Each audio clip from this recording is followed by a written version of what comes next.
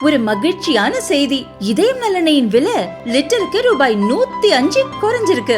September 2023ல 1 litre இதயம் நலனையின் அதிகபட்ச விலை ரூபாய் 503. ஆனா இப்ப 1 லிட்டர் இதயம் நலனையின் விலை ரூபாய் 398 மட்டும்தான் தமிழ்நாட்டுல. அப்ப இனிமே எல்லாரும் இதயம் நலனை வாங்கலாம் இல்ல?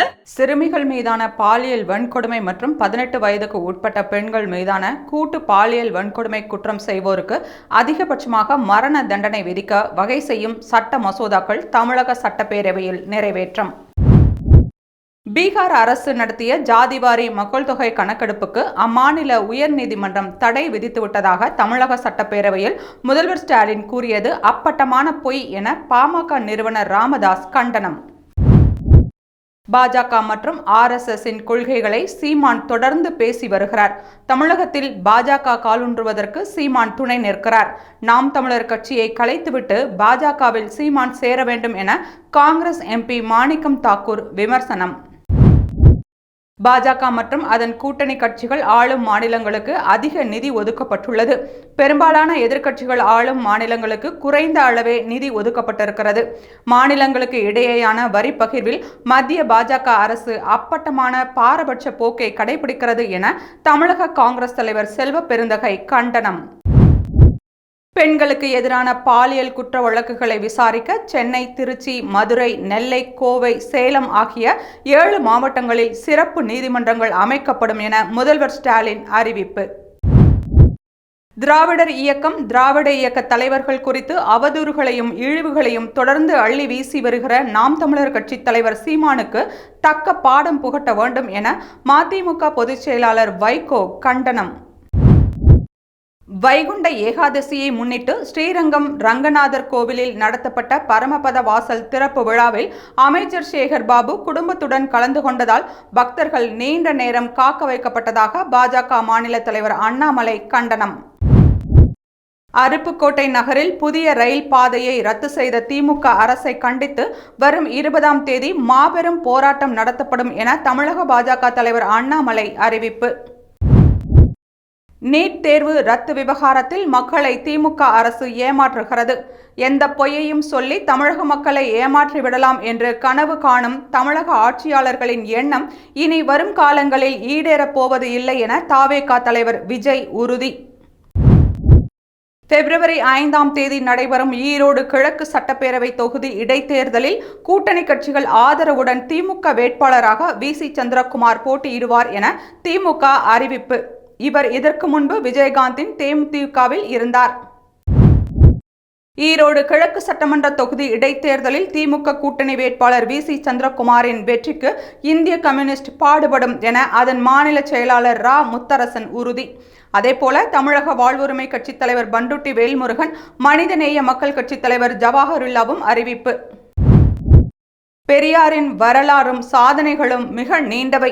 அவற்றை முழுமையாக படிக்காமல் அரைகுறை புரிதலுடன் அவற்றை விமர்சிப்பதை ஏற்க முடியாது. அவரது புகழ் வெளிச்சத்தை அரைகுறை அவதூறுகளால் ஒருபோதும் மறைக்க முடியாது என பாமக தலைவர் அன்புமணி ராமதாஸ் காட்டம். அரசு தயாரித்து தரும் உரையை வாசிக்க வேண்டிய கடமை ஆளுநருக்கு உள்ளது. தமிழ்தாய் வாழ்த்தை அரசியல் உள்நோக்கத்தோடு அவமதிப்பதும் ஆளுநருக்கு இழுக்கு. திட்டமிட்ட விதிமீறலில் ஈடுபடும் ஆளுநரின் செயலில் அரசியல் உள்நோக்கம் உள்ளது என சட்டசபையில் முதல்வர் ஸ்டாலின் விமர்சனம்.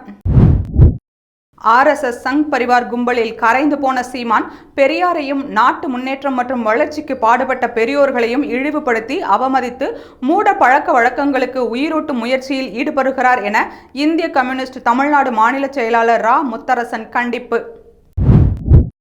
விடுதலை சிறுத்தைகள் கட்சியை அங்கீகரிக்கப்பட்ட மாநில கட்சியாக தேர்தல் ஆணையம் அதிகாரப்பூர்வமாக அறிவித்திருப்பதை அறிந்து மகிழ்கிறேன். அன்பு சகோதரர் திருமாவளவனின் உழைப்புக்கு கிடைத்த அங்கீகாரம் இது என முதல்வர் ஸ்டாலின் பாராட்டு. இதுபோல சீமானின் நாம் தமிழர் கட்சியும் தேர்தல் ஆணையத்தின் அங்கீகாரத்தை பெற்றுள்ளது. சுக்கு நூறாக உடைந்து கொண்டிருக்கும் இந்தி கூட்டணியில் அடுத்த பிளவு ஏற்பட்டுள்ளது. இந்தி கூட்டணி மக்களவை மற்றும் சட்டமன்ற தேர்தலுக்கானவை. கூட்டணியில் இணைந்து போட்டியிடும்போது தனிப்பட்ட கட்சிகளின் தொண்டர்களுக்கு வாய்ப்புகள் கிடைக்காது. எனவே மகாராஷ்டிரா உள்ளாட்சி தேர்தலில் சிவசேனா தனியாக போட்டி என சஞ்சய் ராவத் அறிவிப்பு. தேசிய தலைநகர் டெல்லியில் சனிக்கிழமை காலை அடர்த்தியான மூடுபனி நிலவியதன் காரணமாக ரயில் சேவைகள் கடுமையாக பாதிக்கப்பட்டதால் 45 ரயில்கள் தாமதம் என ரயில்வே அமைச்சகம் அறிவிப்பு. திருப்பதியில் ஏற்பட்ட கூட்ட நெரிசலில் சிக்கி உயிரிழந்த 6 பேரின் குடும்பத்தாருக்கு தலா ரூபாய் 25 லட்சம் நஷ்ட ஈடு. குடும்பத்தில் ஒருவருக்கு வேலைவாய்ப்பு வழங்கப்படும் என திருமலை திருப்பதி தேவஸ்தான அறங்காவலர் குழு தலைவர் PR நாயுடு அறிவிப்பு. தானே, மும்பை, வாரணாசி பகுதிகளில் சோதனை நடத்தியதில் பட்டய கணக்காளர் மற்றும் ஹவாலா ஆபரேட்டர்கள் இணைந்து 10 கோடி ரூபாய் கருப்பு பணம் வெளிநாடுகளுக்கு அனுப்பப்பட்டுள்ளதை அமலாக்கத்துறை கண்டுபிடித்துள்ளது. உள்நாட்டில் சட்டவிரோதமாக சம்பாதிக்கும் பணத்தை வெளிநாடுகளில் பதுக்குபவர்களை கண்டறிய சில்வர் நோட்டீஸை இன்டர்போல் அறிமுகம் செய்துள்ளது. ஜானி வாக்கர் விஸ்கி மீதான விற்பனை தடையை நீக்க கார்த்தி சிதம்பரத்திற்கு டியாகோ ஸ்காட்லாந்து நிறுவனம் 12 லட்சம் ரூபாயை லஞ்சமாக கொடுத்ததாக CBI வழக்கு பதிவு. தமிழக அரசு போதிய நிதி ஒதுக்கீடு செய்யாததால் தொடக்க வேளாண்மை கூட்டுறவு வங்கிகளில் பயிர்க்கடன் பெற முடியாமல் விவசாயிகள் தவிப்பு. இதற்கும் மத்திய அரசுதான் காரணம் என்று சொல்ல போகிறார்களா என கேள்வி எழுந்துள்ளது. இலங்கை, சிங்கப்பூர் போன்ற நாடுகளுடன் ஒப்பிடும்போது இந்தியாவில் தனிநபர் வருமான வரி விதிப்பு விகிதம் அதிகமாக உள்ளது. வரும் பட்ஜெட்டில் அதனை குறைக்க நடவடிக்கை எடுக்க வேண்டும் என தொழில்துறை கூட்டமைப்பான அசோசெம் வலியுறுத்தல். இதேபோலதான் ஒரு காலத்தில் இலங்கையிலும் பாகிஸ்தானிலும் பெட்ரோல் விலை குறைவாக இருப்பது பெரிதாக பேசப்பட்டது. பிறகு 2 நாடுகளும் திவாலாகின. மாநில அரசுகளுக்கு வரி பகிர்வு தொகையாக 1,73,030 கோடி ரூபாயை மத்திய அரசு விடுவித்துள்ளது. தமிழகத்திற்கு 7,058 கோடி ரூபாயை மத்திய அரசு வழங்கியது. மூலதன செலவினங்களை விரைவுபடுத்தவும் மேம்பாடு நலத்திட்டங்கள் தொடர்பான செலவினங்களுக்கு நிதி அளிக்கவும் மாநிலங்களுக்கு இந்த வரி பகிர்வை மத்திய அரசு வழங்கியது. மகளிர் சுய உதவி குழுக்களின் நிர்வாக திறனை மேம்படுத்தும் நோக்கத்துடன் உருவாக்கப்பட்ட மின்மதி 2.0 செயலியை துணை முதல்வர் ஸ்டாலின் அறிமுகம் செய்து வைத்தார். ஆபாச பட நடிகைக்கு ரகசியமாக பணம் கொடுத்த வழக்கில் அமெரிக்க அதிபராக தேர்வு செய்யப்பட்ட டொனால்ட் ட்ரம்ப் 34 குற்றச்சாட்டுகளில் இருந்தும் நீதிமன்றத்தால் விடுவிப்பு. அமெரிக்காவின் லாஸ் ஏஞ்சல்ஸ் நகரில் 4 நாட்களாக காட்டு தீ விபத்தில் 10 பேர் உயிரிழப்பு. முன்னெச்சரிக்கையாக 4 லட்சம் பேர் வெளியேற்றம். 10,000 வணிக கட்டிடங்கள், 30,000 வீடுகள் தீயில் எரிந்து நாசம். சுமார் 13 லட்சம் கோடி ரூபாய் இழப்பு. பஞ்சாபில் ஆம் ஆத்மி MLA குர்பிரீத் கோகி துப்பாக்கியால் சுட்டு தற்கொலை செய்து கொண்ட சம்பவம் குறித்து உயர்மட்ட விசாரணைக்கு உத்தரவு. காணும் பொங்கலை முன்னிட்டு சென்னையில் 16,000 போலீசார் பாதுகாப்பு பணியில் ஈடுபடுவார்கள். காணும் பொங்கலை ஒட்டி சென்னை மெரினா கடற்கரையில் 3 தற்காலிக கட்டுப்பாட்டு அறைகள் அமைப்பு. ஜனவரி 16 காணும் பொங்கலை ஒட்டி சென்னையில் கடலில் குளிக்க தடை. சென்னை பெருநகர காவல் ஆணையகம் அறிவிப்பு.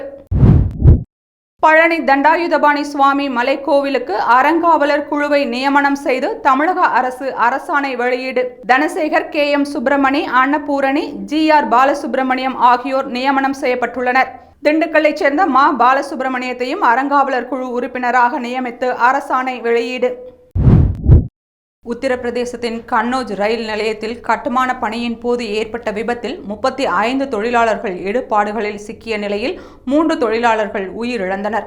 இடுபாடுகளில் சிக்கியுள்ள தொழிலாளர்களை மீட்கும் பணி தொடர்ந்து நடைபெறுகிறது. சத்தீஸ்கரின் சுக்மா மாவட்ட SP கிரண் முன்னிலையில் 2 பெண்கள் உட்பட 9 நக்சலைட்டுகள் சரணடைந்தனர். 2 நக்சலைட்டுகளுக்கு 8 லட்சம் ரூபாயும் 4 நக்சலைட்டுகளுக்கு 5 லட்சம் ரூபாயும் மறுவாழ்வுக்கான சன்மானமாக வழங்கப்பட்டது. சரணடைந்தவர்கள் அனைவருக்கும் மொத்தம் 43 லட்சம் ரூபாய் வழங்கப்பட்டது. கேரளாவின் நீலாம்பூர் தொகுதி MLA அன்வர் திரிணாமுல் காங்கிரஸில் இணைந்தார். திரிணாமுல் காங்கிரசின் தேசிய பொதுச் செயலாளர் அபிஷேக் பானர்ஜி முன்னிலையில் அக்கட்சியில் இணைந்தார். 2016-2021 தேர்தல்களில் நீலாம்பூர் தொகுதியில் இடதுசாரி கூட்டணியின் வேட்பாளராக போட்டியிட்டு வென்றார். கேரளாவில் பத்தினம்திட்டாவில் இளம்பெண்ணுக்கு 5 ஆண்டுகளாக பாலியல் தொல்லை கொடுத்த 5 பேர் கைது. பெரும்பாலும் உறவினர்களே பாலியல் தொல்லை கொடுத்ததாக தகவல் வெளியாகியுள்ளது. 5 பேர் கைது செய்யப்பட்ட நிலையில் 10 பேரிடம் விசாரணை. தமிழகத்தில் விரைவில் புதிய ஒருங்கிணைந்த ஓய்வூதிய திட்டம் தொடங்கப்படும். அரசு ஊழியர்களுக்கு குறைந்தபட்ச ஓய்வூதியத்தை உறுதி செய்யும் வகையில் இத்திட்டம் உள்ளது. அமல்படுத்துவது குறித்து குழு அமைத்து ஆய்வு செய்யப்படும் என நிதியமைச்சர் தங்கம் தென்னரசு தகவல். கன்னியாகுமரியில் விவேகானந்தர் பாறைக்கும் திருவள்ளுவர் சிலைக்கும் இடையே கடல் நடுவே அமைந்துள்ள கண்ணாடி பாலத்தில் சுற்றுலா பயணிகள் செல்ல தடை. பராமரிப்பு பணி நடைபெறுவதால் மறு அறிவிப்பு வரும் வரை கண்ணாடி பாலத்தில் செல்ல தடை. கிண்டி சிறுவர் பூங்காவில் பார்வையாளர்கள் வசதிக்காக வாட்ஸ்அப் மூலம் டிக்கெட் எடுக்கும் வசதி அறிமுகம். 8667609954 என்ற எண்ணுக்கு ஹாய் என அனுப்புவதன் மூலம் பார்வையாளர்கள் தேவையான விவரங்களை பெற ஏற்பாடு. பொங்கல் பண்டிகையை முன்னிட்டு ஜனவரி 14, 15, 16, 17 ஆகிய 4 நாட்கள் தொடர் விடுமுறை அளிக்கப்பட்டுள்ள நிலையில் திருவையாறு தியாகராஜர் ஆராதனை விழாவை ஒட்டி தஞ்சாவூர் மாவட்டத்திற்கு ஜனவரி 18ஆம் தேதி உள்ளூர் விடுமுறை அறிவித்து தஞ்சாவூர் மாவட்ட ஆட்சியர் பிரியங்கா உத்தரவு.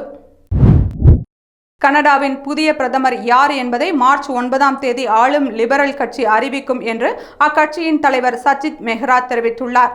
புதிய பிரதமர் யார் என்பதை அறிவிக்கும் வரை ஜஸ்டின் பிரதமராக நீடிப்பார். இந்திய வம்சாவளியைச் சேர்ந்த எம்பியான சந்திரா ஆர்யா பிரதமர் பதவிக்கு போட்டியிடப் போவதாக அறிவிப்பு. 2030ஆம் ஆண்டிற்குள் 17 கோடி புதிய வேலைவாய்ப்புகள் உருவாகும். மேலும் 9.2 கோடி வேலைவாய்ப்புகள் மாற்றப்பட்டு அதற்கு நிகராக 7.8 கோடி புதிய வேலைகள் உருவாகும். வளர்ந்து வரும் துறைகளான ஏஐயால் கிராஃபிக் டிசைனர் உள்ளிட்ட சிலருக்கு பின்னடைவை ஏற்படுத்தும். விவசாய தொழிலாளர்கள், டெலிவரி ஓட்டுநர்கள் மற்றும் கட்டுமான தொழிலாளர்கள் உள்ளிட்ட துறைகளில் 2030 ஆண்டுக்குள் அதிக வேலைவாய்ப்பு உருவாகும் என வேர்ல்ட் எக்கனாமிக் ஃபோரம் அறிவிப்பு. ஆரோக்கியமான குழந்தைகளை பெற்றெடுக்கும் 25 வயதுக்கு உட்பட்ட தாய்மார்களுக்கு 81,000 ரூபாய் வழங்கப்படும். உதவித்தொகை பெறுபவர்கள் பல்கலைக்கழகத்தில் முழு நேர மாணவியாக இருக்க வேண்டும் என ரஷ்யா அறிவிப்பு. சென்னையில் ஆபரண தங்கத்தின் விலை சவரனுக்கு 240 ரூபாய் உயர்வு. ஆபரண தங்கம் 1 கிராம் 7,315 ரூபாய்க்கும் சவரன் 58,520 ரூபாய்க்கும் விற்பனை. சென்னையில் சில்லறை வர்த்தகத்தில் வெள்ளி விலை மாற்றமின்றி 1 கிராம் 101 ரூபாய்க்கு விற்பனை. அமெரிக்க டாலருக்கு நிகரான இந்திய ரூபாயின் மதிப்பு வரலாறு காணாத வீழ்ச்சி. $1 நிகரான மதிப்பு 14 காசுகள் சரிந்து முதல் முறையாக 86 ரூபாயாக வீழ்ச்சி அடைந்தது. அமெரிக்க டாலர் வலுவாக இருப்பதும் அந்நிய முதலீடுகள் தொடர்ச்சியாக வெளியேறுவதால் வீழ்ச்சி. பெரிய, சிறிய, நடுத்தர நிறுவனங்களின் பங்குகள் விலை சரிவால் முதலீட்டாளர்களுக்கு ஒரே நாளில் 5.5 லட்சம் கோடி ரூபாய் இழப்பு. கும்பகோணம் கோவில் குளங்கள், கால்வாய்களில் உள்ள ஆக்கிரமிப்புகளை அகற்ற பிறப்பித்த உத்தரவை அமல்படுத்த ஒத்துழைக்காததால் மாநகராட்சி ஆணையர் மீது ஒழுங்கு நடவடிக்கை எடுக்க வேண்டும். மாநகராட்சி ஆணையருக்கு எதிராக எடுத்த நடவடிக்கை குறித்து ஜனவரி 27இல் அறிக்கை அளிக்க அரசுக்கு உயர்நீதிமன்றம் உத்தரவு. சென்னையில் நடைபெற்ற அதிமுக மாவட்ட செயலாளர்கள் கூட்டத்தில் ஈரோடு கிழக்கு தொகுதி இடைத்தேர்தலை புறக்கணிக்க அதிமுக முடிவு. ஏற்கனவே ஈரோடு கிழக்கு தொகுதியில் நடந்த இடைத்தேர்தலில் அதிமுக 66,000 வாக்குகள் வித்தியாசத்தில் தோல்வியடைந்தது. இந்திய தேர்தல் ஆணையம் விடுதலை சிறுத்தைகள் கட்சியை மாநில கட்சியாக அங்கீகரித்து பானை சின்னத்தை ஒதுக்கீடு செய்திருக்கிறது. விசிக அங்கீகாரம் பெறுவதற்கு தொண்டர்கள் செய்த தியாகம் அளப்பரியது. இந்த மகத்தான அங்கீகாரத்தை வழங்கியுள்ள தமிழக மக்கள் யாவருக்கும் மனமார்ந்த நன்றி என திருமாவளவன் நிகழ்ச்சி. சீமானை அடையாளப்படுத்தியது பெரியார் மற்றும் அம்பேத்கரிய இயக்கங்கள்தான். தன்னுடைய நிலைப்பாட்டுக்கு பிரபாகரனை பயன்படுத்துவது ஏற்புடையது அல்ல. வெறும் அணுகுமுறையால் பெரியாரின் கருத்துக்களை புரிந்து கொள்ள முடியாது என திருமாவளவன் காட்டம். நீட் தேர்வை அறிமுக நிலையிலேயே திமுக எதிர்த்தது. சினிமா டயலாக் போல உடனே பேசுவது அல்ல நீட் தேர்வு. நீட் தேர்வு விலக்கு நீண்ட நெடிய சட்ட போராட்டம் என்பதை நடிகர் விஜய் புரிந்து கொள்ள வேண்டும் என அமைச்சர் சிவசங்கர் அறிவுரை.